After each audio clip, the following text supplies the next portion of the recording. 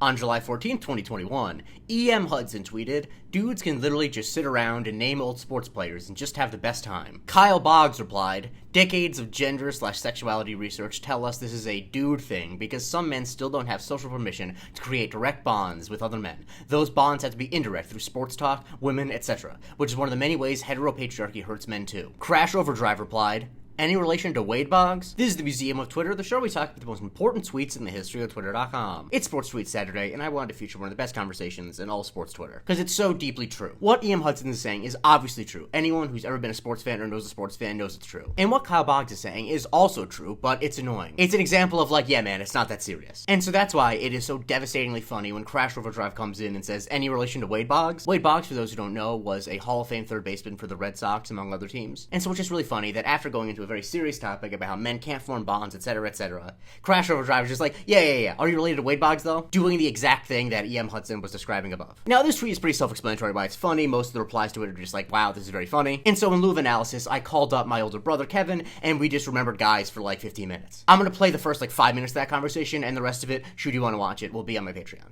Hello. Hey, Kevin, you remember Jeff Suppan? I do remember Jeff Suppan. Do you remember Ryan Langerhans? Of course I remember Ryan Langerhans. What about, you know what I was just thinking about is Lastings Millage? I was actually just about to say Lastings Millage, so I'll go with Xavier Nady, the X-Man. The X-Man, man. Speaking of Pirates outfielders, remember Mark Grudzielanek? I do. Do you remember Ryan Clement? You mean Matt Clement? Matt Clement. Yeah, of course I remember Matt Clement. Because Yeah, you don't know, but do you remember remember that big guy J.J. Putz? I do. Do you remember, switching up a little bit, maybe not baseball, do a little bit of diversity. Do you remember Peter Boulware? Vaguely. Who was he? Was that who did he play for again? I believe he was like a Titans or like Bengals linebacker. The name just means a lot to me. It's one of those names when you I understand. You're like, I remember Peter Boulware. Speaking of names that mean a lot, remember DeQuell Jackson? I do remember. Well, I think it was DeWell Jackson. Was it DeQuell? I thought it had a Q, but who knows? Yeah, I mean, I remember he played on that Browns defense with Cameron Wimbley. Wow, I haven't thought about Cameron Wimbley in a long time. And Charlie Fry. Oh, don't he? I mean, the Brown you could do with Browns quarterbacks. I mean, freaking Kelly Holcomb. Ooh, they had Ty Detmer. Or was it Coy Detmer? Which one? They had one of the. They had one of the Detmers. Remember AJ Feely? I do. AJ Touchy Feely. Uh-huh. Oh yeah. Charlie Batch. About Charlie's now. Remember Baron Batch for the Steelers? I do remember Baron Batch. Texas Tech. Mm-hmm. Man, Texas Tech. Talk about Texas Tech. You got Graham Harrell. Yep, Graham Harrell. Obviously, Michael Crabtree. I feel like too many people when they remember guys will say folks like Mike Allstott, and it's like, yeah, we all remember. Yeah. No one forgot about Mike Allstott. I mean, but what are there some fullbacks that come to mind though? So I mean, Greg Jones. Wow. Yeah. I mean, that's the Lorenzo Neal. Yeah, of course. The same backfield together in Florida State.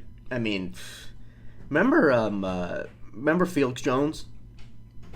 I do, and he was in they ran the Wildcat. Him, Darren McFadden, Peyton. I mean, the Wild Hog is what it was. I mean, geez.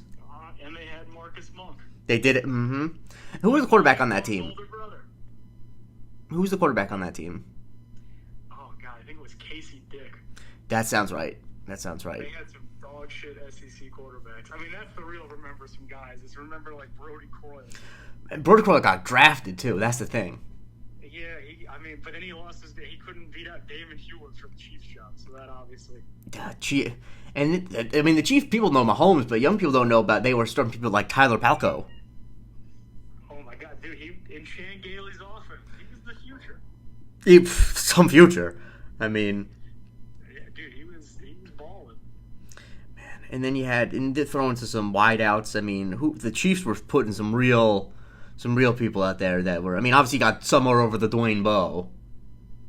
Oh, he was a good one. I mean, you had DeMarcus Robinson went to Florida. You had. Remember Dexter McCluster? He was supposed to be the gadget guy of the future. Dude, I always remember. I forget. Was it Drew Magary of Deadspin, now defector, who was like, if you have to talk about ways to get a guy in space to get the ball in his hand, that just means he's not good. Mm-hmm. That's exactly what it is.